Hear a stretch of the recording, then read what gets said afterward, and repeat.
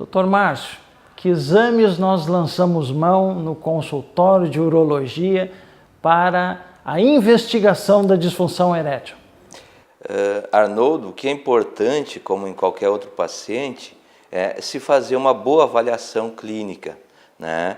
Tentando descobrir os fatores de risco que esse paciente pode ter para disfunção erétil, né? Aqueles fatores que a gente comentou, né? Além do exame físico, importante avaliar se ele tem algum sinal, né, de alterações hormonais, como redução de pelos, alteração do volume do testículo, aumento do volume das mamas, das glândulas mamárias, né? Isso tudo é importante, né? Às vezes, com a história clínica, a gente consegue diferenciar, né, a etiologia da disfunção erétil, né? Muitos pacientes têm disfunção erétil de etiologia psicogênica, e muitos também têm de origem orgânica. E às vezes, com alguns dados do exame clínico e da história clínica, a gente consegue diferenciar, né, os pacientes que têm disfunção erétil, né, de causa psicogênica dos que têm de causa orgânica.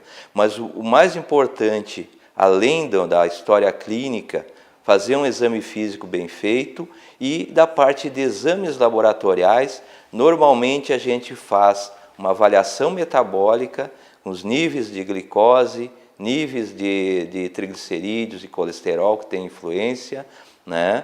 Avaliação da parte de doenças cardiovasculares, muitas vezes é necessário, se existe algum indício, encaminhar para o cardiologista avaliar, e a dosagem hormonal, né, que a gente sempre faz nesses pacientes que têm suspeita de disfunção orgânica. Bom, tratamento para disfunção erétil, medicamentoso, quando é que entra a prótese? Como é que fica isso? Nós, cardiologistas, investigamos o paciente, encaminhamos ao urologista. Quando está na nossa seara, né, de antihipertensivo ou outras drogas, porque também no consultório de cardiologia nós temos muitos pacientes usando antidepressivos, né, ansiolíticos que podem levar a isso.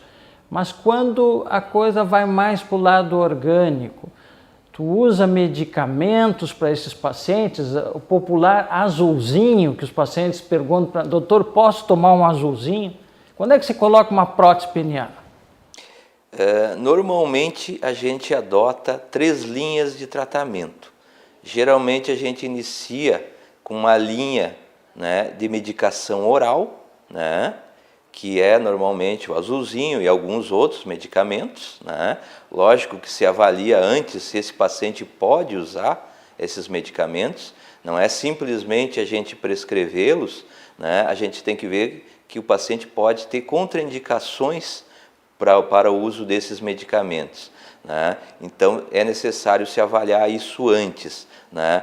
Ainda no tratamento de primeira linha é importante aquelas mudanças dos fatores de risco, né? Como o tabagismo, como tratar adequadamente a hipertensão e o diabetes, né? Corrigir as disfunções hormonais através de reposição hormonal, se for indicado, né? Então, além da medicação, né, oral que a gente usa nesses pacientes, as mudanças do estilo de vida e dos fatores de risco são bastante importantes, né? Se esse paciente não tem um resultado satisfatório com o tratamento de primeira linha, a gente lança a mão do tratamento de segunda linha, que são medicamentos orais também, mas de uso contínuo. Existe uma medicação no mercado que pode ser usado diariamente, tá? É um medicamento em baixa dose, que é o de uso diário, né?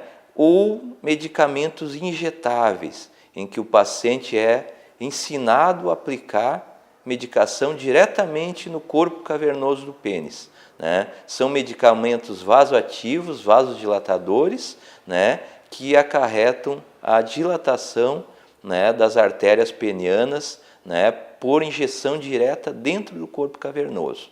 Né? Tem medicamentos à base de prostaglandina, fentolamina, né, que tem um efeito bastante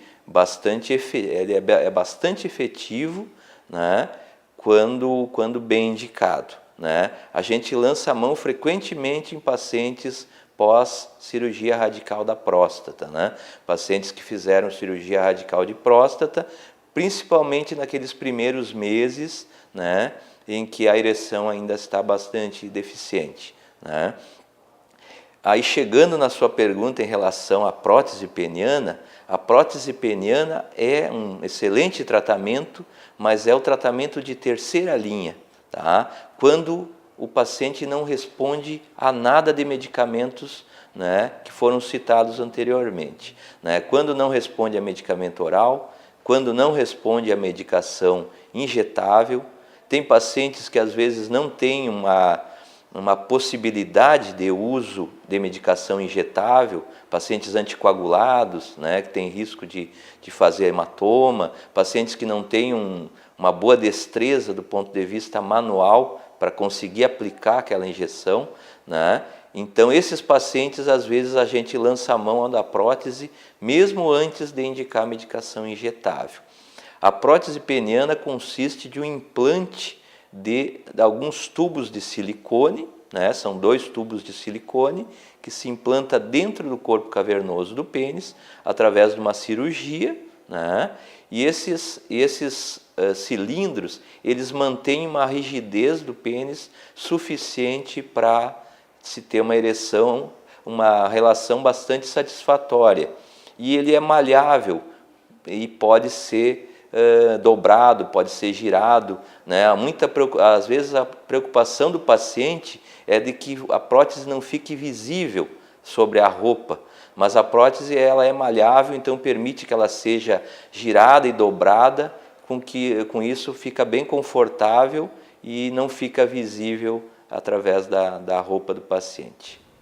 Bom, Márcio, esse assunto até vou pegar a primeira linha, né, da questão de medicamentos. Como os pacientes chegam no consultório do cardiologista, quando foi lançado o Viagra, eu vou dar o nome comercial porque é popular, né?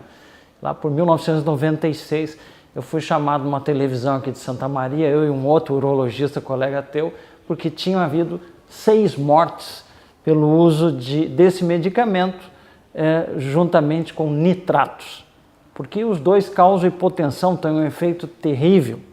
E ocorreram, então, 6 mortes nos Estados Unidos naquela época. E isso veio para a mídia, foi falado, e até hoje, então, a gente procura orientar os pacientes de não usar esse tipo de medicamento para a impotência quando estão usando os vasodilatadores coronarianos, os famosos nitratos. Né? Mas, além dessa questão cardiológica, nós podemos falar que qualquer desses medicamentos contra a impotência, eles adquirem taquifilaxia se eles são usados seguidamente? Essa é a primeira pergunta, ou seja, eles perdem seu efeito. Esses medicamentos não estão sendo usados abusadamente pelos homens, no sentido de melhorar seu desempenho sexual, uma visão, uma ótica errada da coisa? Certamente.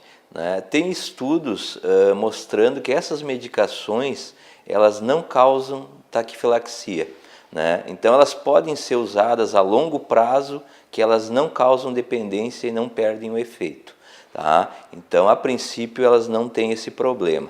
Né? Mas realmente essas medicações estão sendo usadas de forma abusiva.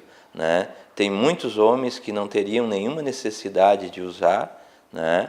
E usam simplesmente para ter uma performance melhor, né? Ou às vezes simplesmente por medo de falhar, né? Mas são medicações que têm alguns efeitos colaterais, né?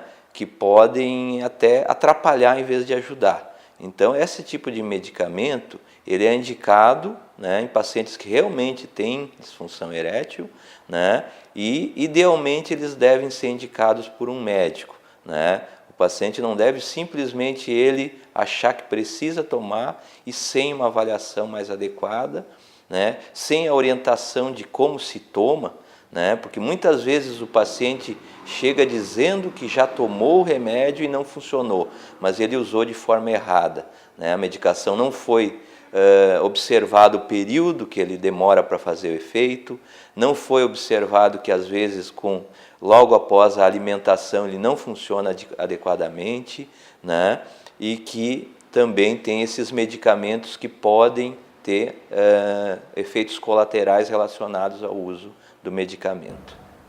Bom, esse assunto daria para nós conversarmos todo o programa, mas eu não iria trazer um urologista aqui no Conversando com o Cardiologista sem tocar em litíase renal, porque quem já teve passagem de cálculo renal sabe do que nós estamos falando. Eu vou deixar para o próximo, após esse intervalo, uma pergunta para o Dr. Márcio na área de litíase renal. O que é litíase renal? Quais os tipos mais frequentes? E assim por diante.